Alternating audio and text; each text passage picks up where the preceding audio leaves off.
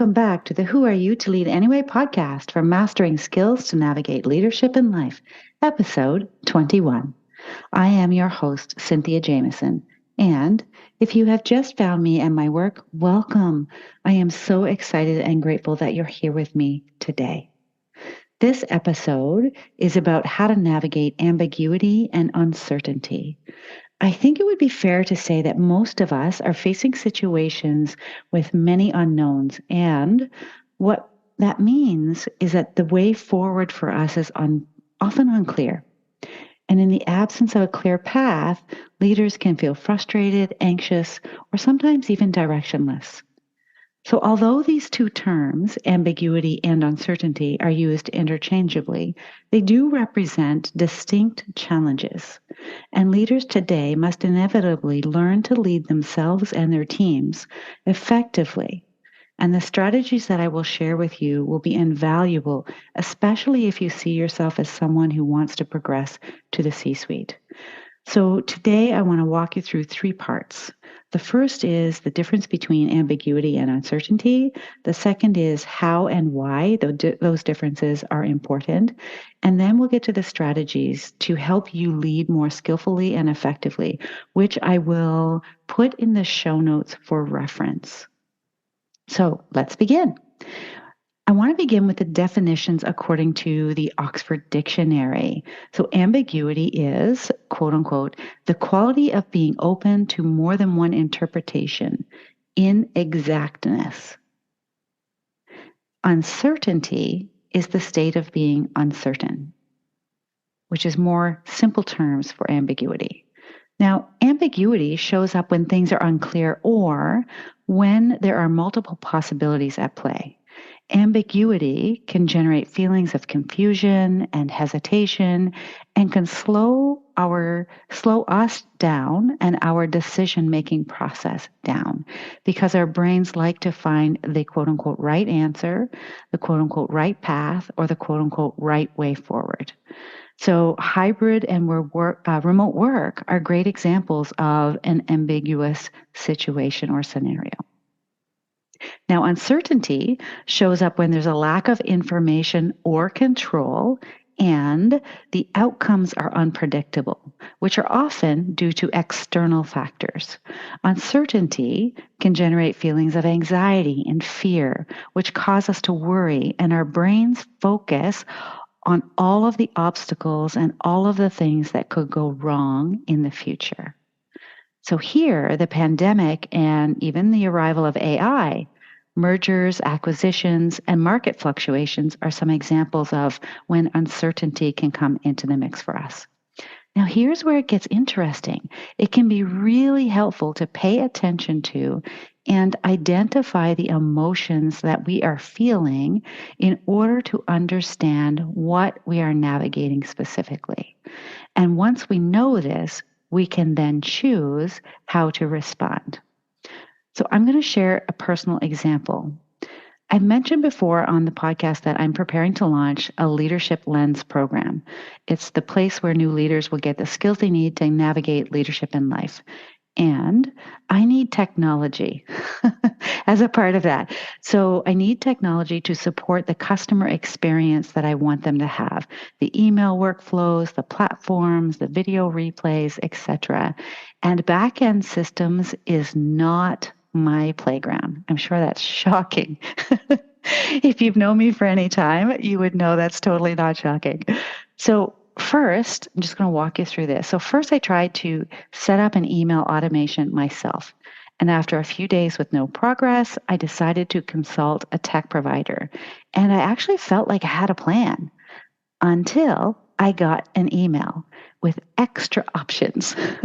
Because, of course, this is their playground and all of the steps required for each of the options with the intent for me to choose.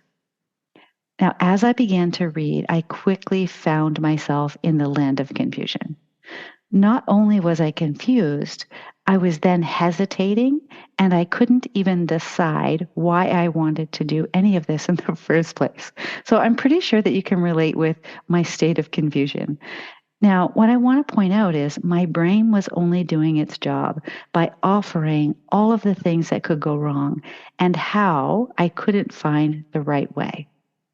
And I didn't see it because, of course, I was in it. It was happening with me, to me. It was happening within my body. So only when I paused, was able to take a deep breath, calm my central nervous system, and I was able to sit with and notice the emotion that I was experiencing, could I then define I was navigating through both uncertainty. I had enough information, I hadn't had enough information, and there were too many options for me. And I was also navigating ambiguity because there were too many paths and possibilities. So, the other thing that I will say here, which is vulnerable, is that on my last podcast episode, if you would have listened to that, and even if you didn't, it was on decision making. And here I was, unable to make a decision for myself in my own business where I am the CEO, for lack of a better word. Now, while I acknowledge and recognize that I was absolutely a mixed bag of emotions, the process that I used to create clarity for myself was first in identifying what was within my control and what wasn't.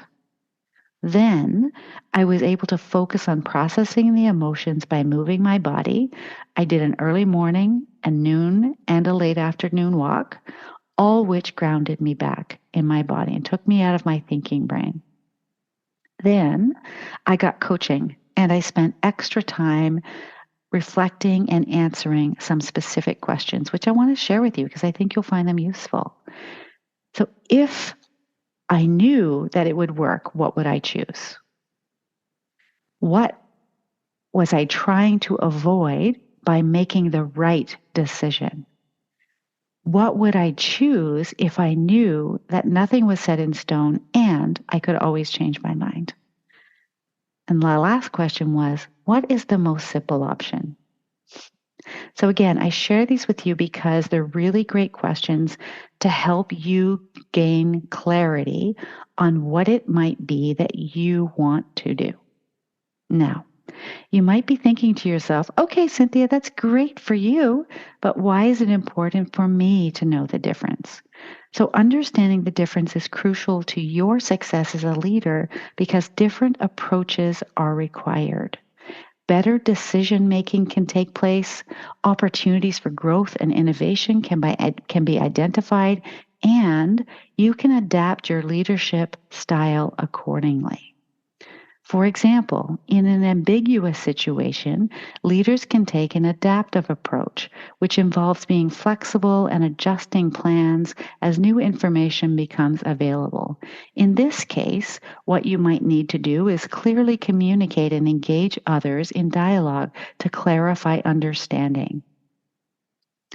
In uncertain situations, leaders can take a decisive approach, which involves making quick decisions based on limited information and taking calculated risks. In this case, leaders need to be flexible, adaptive, and can use scenario planning to anticipate potential outcomes. Now, while continuous change can feel overwhelming, it's really important for us as humans to remember this is also a normal part of life. So, given this, I want to offer you 8 strategies to navigate more skillfully. And as I mentioned earlier, I will put these in the show notes so that you can reference them later versus trying to remember everything, because that's just not always possible. So, the first one is embrace a growth mindset. When we acknowledge ambiguity and uncertainty are a part of life, and leadership, by the way, we can stretch our brains a little bit to see opportunities for growth and learning. When we can let go of perfectionism and seeking the right answer and embrace the discomfort of not knowing, we can see challenges as opportunities. We can focus then on learning and growth, and it's motivating to us to be able to seek out new perspectives, gather opinions, alternate ones, and continuously expand our own knowledge, our skills, and our experiences. So I love this first one of just embracing a growth mindset. The second is to foster open communication.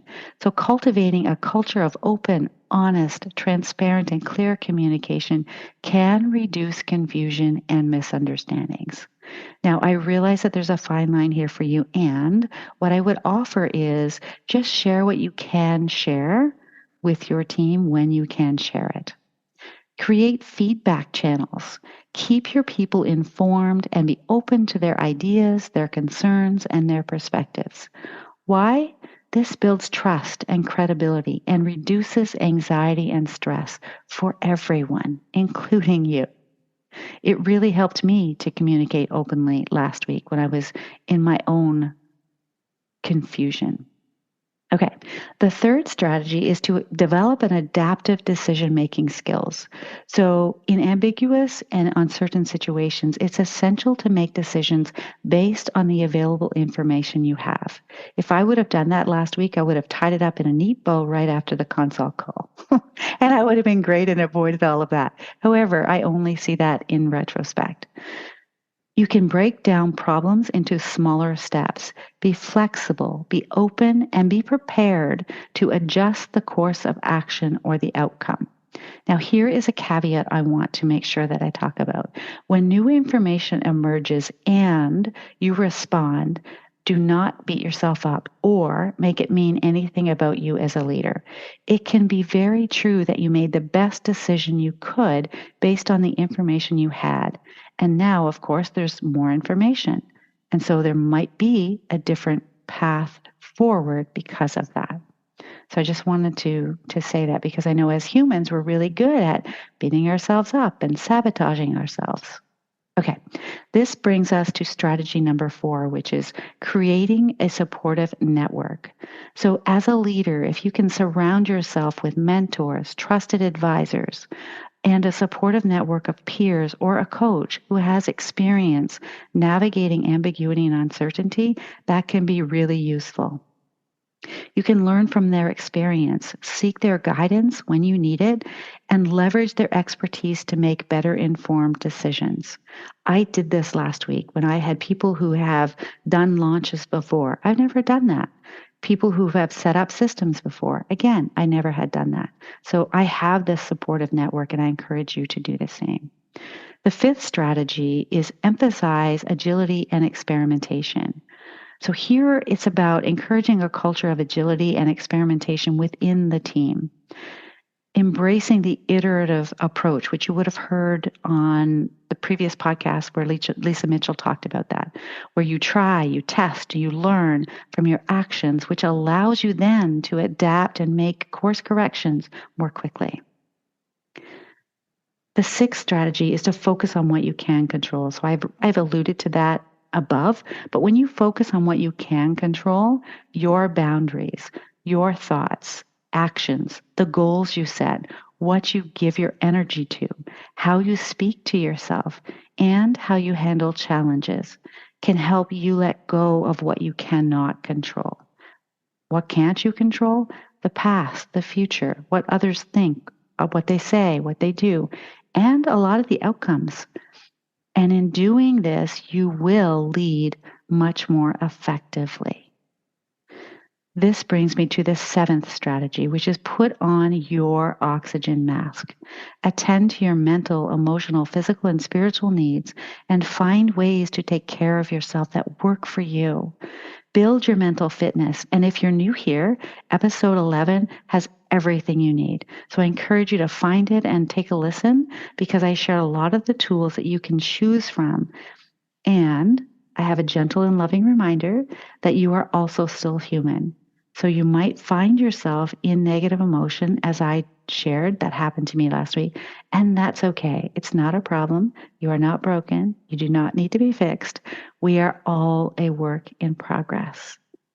And this brings me to the last strategy, which is be a kind human. Listen actively and have empathy. Be kind, be patient, and understanding because you never know what burden someone else is carrying. And be aware that everyone is experiencing uncertainty in their own way. Here you can emphasize the importance of empathy and adaptability and resilience at all levels of leadership within your organization. And remember, it begins with you, and being a kind human also applies to you with self-kindness, self-compassion. I hope you found this episode on navigating ambiguity and uncertainty valuable. Remember, embracing uncertainty can lead to incredible opportunities for growth and innovation, and embracing these strategies can help you lead more skillfully and inspire your team to do the same. Before you go, be sure to hit subscribe so you don't miss any insights, tips, and tools for new leaders. And until next week, take care of yourself and take care of your team. Bye. Thanks for listening. Your feedback is a gift. Please rate and review with your honest opinion. Subscribe and share with your colleagues, especially if you've worked with me and found value in the work we've done together. Connect with me in my favorite places, LinkedIn and Instagram. My website is Cynthia Jamieson Coach, all lowercase, all one word, .ca. Until next time, make it a great week.